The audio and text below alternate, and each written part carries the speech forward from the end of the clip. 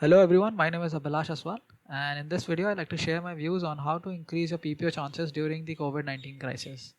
I've discussed in detail with a lot of my peers and my juniors who are in their SIP right now, and I thought it would be useful to share a few bits here. So let's get to it. First, some general tips. Work diligently on your assignments. Take ownership and accountability for the delivers that you've been assigned. This means that you should be willing to go to any length to finish the task that you were given. If you have to learn a new skill, be open to that. Do not slack during this period, as it will be visible in your output. Communicating effectively is another trait that you should focus on. Ensure you let your buddy, guide, or mentor know that what you're working on Monday and set up a phone call to discuss your progress in the week itself. Sometimes you may observe that your calls and texts are unanswered, but don't fret. Trust that your mentors are there to help you, but they are also busy with their own work. Drop them a message about why you called, and they will definitely respond at their own convenience.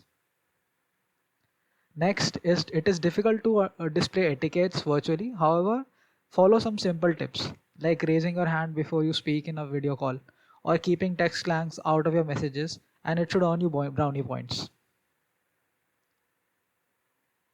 Do remember that SIP is a two-way street. So you are also assessing if you see yourself in the company's role. Take this opportunity to understand other business verticals as well. Next, we move on to project related trips. Do not leave any stone unturned while conducting research. Understand what has been done in the past to avoid any overlap, and be prepared to have a detailed discussion with stakeholders at any point of time. Learning a new skill will enhance the scope of the project, which will go a long way even after the internship. Many of you will receive projects which involve data analysis, visualization, forecasting, market research, and etc. So ensure that you learn something which translates to how the industry is tackling this problem. On the easier front, you may also learn Slack or Trello just to collaborate with others in the team. Next, if possible, try to create a prototype of your project. Your mentor may not have asked for it, but it is 100 times better if you have a tangible model of what you have done while explaining. It could be anything, a small GUI, an Excel macro, or even a survey to gauge results. This would actually testify your creativity with your output.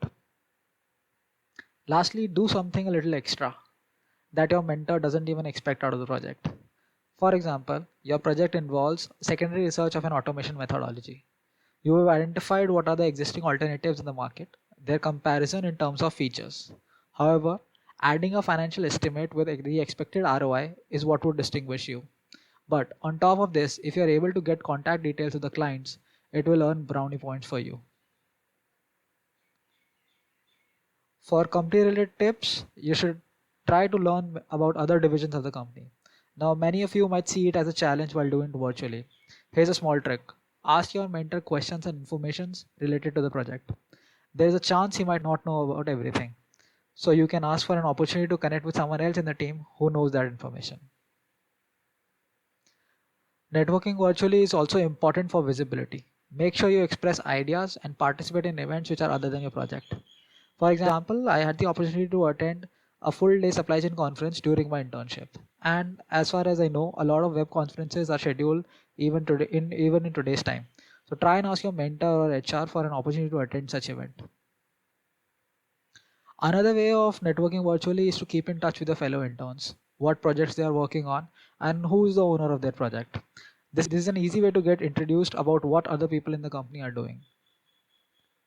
Lastly, do observe how the company is tackling the situation. Are they proactive or passive in their approach during this crisis? This is important for your future as the mutual goals may or may not align. Now, here's the most important aspect of SIP. For the mid review, do perform a self review and then review the project with your buddy or guide before presenting it to the committee. Do not counter any feedback, be receptive, and take notes about where they suggest improvements. After that, get in touch with your buddy and guide for a more candid feedback. Do remember your final evaluation also depends on the one-on-one interactions that you have. Work with them on the prototype and seek how improvements can be made. The final review will be the deciding factor. Groom properly for this event. Implement what feedbacks were suggested in the mid review and be realistic with your approach. Do not give over the moon solutions. Remember, feasibility over creativity works in most practical scenarios. and be confident while presenting this project. After the SIP is over, try to stay in touch with your colleagues in HR. Exchange a few friendly messages. Try to be visible even after the project is over. But do remember, psychophancy can be hazardous. Proceed with caution with the thank you LinkedIn posts.